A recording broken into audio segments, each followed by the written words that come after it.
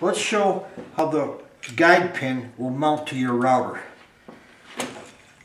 This black line will always face towards the bit. Simply remove one of your brass rod clamps and slide your 3/8 rod through your base. And then reattach the rod clamp on the other side.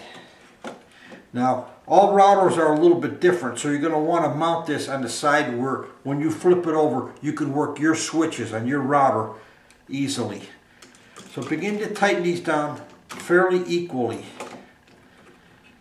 And keep the two rod clamps, these two, up against the base. The closer they are to the base, the more stable the tool's going to be. And then lock them down equally. The grip tape takes over and it locks it securely. We supply you with a 1/4-inch setup tool. It serves just to align your guide pin. Simply pop it in there. You don't have to tighten it with a wrench because you're not going to do any cutting with it. And then just bring it down as close as possible to your guide pin so that it's very, very close. We supply you with a 3-in-1 tool with a slot in it for aligning these two pins. Also, we use this thickness as a height gauge to set the blade height. We'll show you that in a minute. But right now, you'll notice if you loosen these two top knobs, that this can rotate anywhere you want it.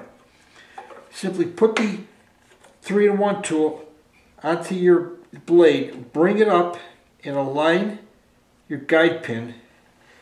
And you could visually see it from the side, and you could feel it. And then just begin to secure it.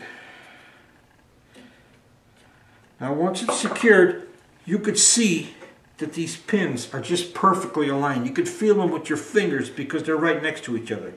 Make sure everything is secure, and then just pop out your setup tool and install your blade.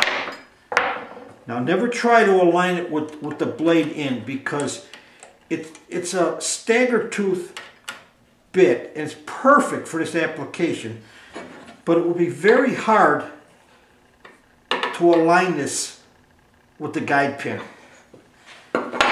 Okay, once you've got your blade locked in there, simply bring it down and set the height.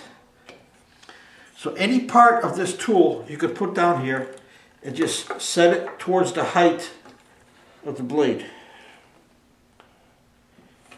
And that's going to give you a perfect height above the base to make all your cuts, left or right. It'll be a perfect setup. Okay, you're aligned and ready to go. You're ready for all cuts.